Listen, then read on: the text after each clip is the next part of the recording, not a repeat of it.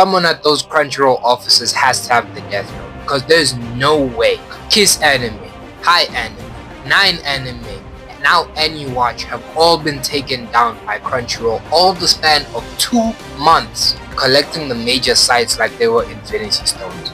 Last time this happened, I made a video where I gave 3 alternatives to Hi Anime after it was taken down. Only 2 of those are working as of this morning, so I'm not making the mistake and publishing it. If you need an alternative, feel free to DM me, but I'll only respond if you follow me.